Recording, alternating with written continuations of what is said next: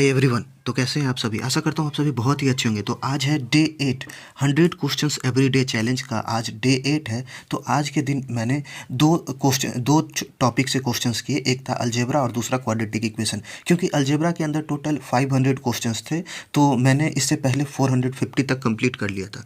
तो आज मैंने क्वेश्चन नंबर 451 से और 499 यानी कि 500 यानी 499 क्वेश्चंस टोटल थे। तो पहले ये कंप्लीट किया अलजेब्रा, और उसके बाद फिर मैंने कंप्लीट किया क्वाड्रेटिक इक्वेशन क्वेश्चन नंबर 1 से लेकर 42 तक। तो यहाँ आज मैंने 2 चैप्टर्स कंप्लीट किए। एक तो अलजेब्रा जो पहले से चलता आ रहा था, तो आज ये बहुत बड़ा टॉपिक अलजेब्रा का जिसमें 499 क्वेश्चंस थे वो आज कंप्लीट हो जाता है। तो अगर कोई एक बड़ा सा टॉपिक कंप्लीट हो जाए तो बहुत ही अच्छा लगता है। उसी तरीके से मेरा भी आज मैंने जो है अलजेब्रा के सारे क्वेश्चंस यानी कि 499 जितने भी क्वेश्चंस थे वो सभी कंप्लीट हो गए। कुछ ऐसे क्वेश्चंस थे जो नहीं बने। और क्वाड्रेटिक इक्वेशन बहुत लोग ऐसा सोचते हैं कि ये प्री के अंदर क्वेश्चंस नहीं आते क्वाड्रेटिक इक्वेशन को, और वो लोग स्किप करने की कोशिश करते हैं। बिल्कुल ऐसा नहीं करना है, क्योंकि अभी रिसेंट के जो ट्रेंड चल रहा है एसएससी सीजीएल का, तो उसमें वो क्वाड्रेटिक इक्वेशन से भी क्वेश्चंस पूछा कर रहे हैं। और क्वेश्चंस थोड़ा सा अलग तरीके का है। जैसा आप पढ़ते आ रहे हो, एक बेसिक अप्रोच से चीज़ों को नहीं सॉल्व कर सकते। तो अच्छा होगा कि अगर आप उसके ज़रूर क्वेश्चंस लगा लो। कुछ क्वेश्चंस इसमें इस बुक में टोटल 42 क्वेश्चंस थे जो कि मैंने अटेम्प्ट किए। कुछ क्वेश्चन ऐसे थे, बहुत ही अच्छे लेवल के क्वेश्चंस थे जो मेरे से नहीं बने। तो एक चीज़ ध्यान रखना है कि आपको कोई भी क्वेश्चन, कोई भी टॉपिक स्किप नहीं करना है। अगर वो छोटा ही टॉपिक है फिर भी उसके सारे क्वेश्चंस को कंप्लीट करना है। तो आज मैंने जो अलजेब्रा है उसे कंप्लीट किया, और क्वाड्रेटिक इक्वेशन।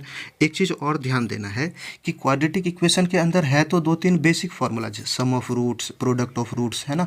उसके बाद लेकिन उन सभी का यूज़ करते हुए क्वेश्चंस को कन्फ्यूजिंग बना सकते हैं। अगर आप उसके क्वेश्चंस को प्रैक्टिस नहीं करोगे तो वहाँ पर फिर चीज़ें दिक्कत होंगी। एग्ज़ाम में टाइम ज़्यादा लग जाएगा, और टाइम का बहुत ज़्यादा रोल हो जाता है जब भी आप मैथ्स के क्वेश्चन कर रहे हो। क्योंकि अगर टाइम ही अगर आपके पास नहीं लगा और आप कुछ ही को एक या दो अच्छे क्वेश्चन में बहुत ज़्यादा टाइम दे देते हो, तो फिर बाद में दिक्कत होगी। फिर आप जब सॉल्व करोगे बाकी क्वेश्चंस को, तो उसके लिए टाइम नहीं बचेगा। इसलिए यहाँ पर टाइम बचाने के लिए आपको सबसे ज़्यादा ज़रूरत होगा तो वो है कि आप सभी टॉपिक को, सभी चैप्टर्स को अच्छे तरीके से कंप्लीट करना। तो ये चीज़ें बहुत इंपॉर्टेंट हो जाती है जब भी आप मैथ्स के। और साथ ही ये जो आज मैंने जो 100 क्वेश्चंस अटेम्प्ट किए, तो इसमें टोटल 13 क्वेश्चंस ऐसे थे जो मेरे से नहीं बने या जो बहुत ज़्यादा कन्फ्यूजिंग लग रहे थे। तो 13 क्वेश्चंस के अलावा जो बाकी मेरे 87 क्वेश्चंस आउट ऑफ 100 87 क्वेश्चंस जो है वो मेरे सही थे। और लगभग यही एवरेज रह रहा है पिछले जब से मैं ये क्वेश्चन सॉल्व कर रहा हूँ। तो ये चीज़ ध्यान रखना। और अगर आप चाहते हो कि कम टाइम में चीज़ों को सॉल्व कर सके, तो आप एक टाइमर रख सकते हो। टाइमर से ये हेल्प होगा कि जहाँ पर आपको ज़्यादा टाइम लग रहा है, तो आपके दिमाग में ये रहता है कि हाँ चलो टाइम चलता जा रहा है, तो आप वहाँ पर क्वेश्चन कम टाइम में कोशिश करोगे कि जो क्वेश्चन ईजी है उसे बहुत तेज़ी से सॉल्व करें। और जहाँ पर ज़्यादा टाइम लग रहा है तो फिर वहाँ पर स्किप भी कर सकते हो चीज़ों को, कि ये क्वेश्चन नहीं बन रहा है तो इसे एक बार सॉल्यूशन देकर चीज़ों को समझ सकते हैं।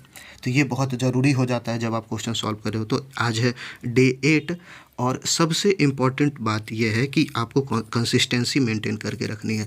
कभी ऐसा भी हो सकता है कि क्वेश्चन सॉल्व करने का मन ना हो, लेकिन फिर भी अगर कंसिस्टेंसी, ये जो डिसिप्लिन मेंटेन रखोगे, तो इससे बहुत फ़ायदा मिलेगा और बहुत से चैप्टर्स जो हैं वो कंप्लीट हो जाएंगे और इसका सीधा इम्पैक्ट पड़ेगा आपके रिजल्ट पे।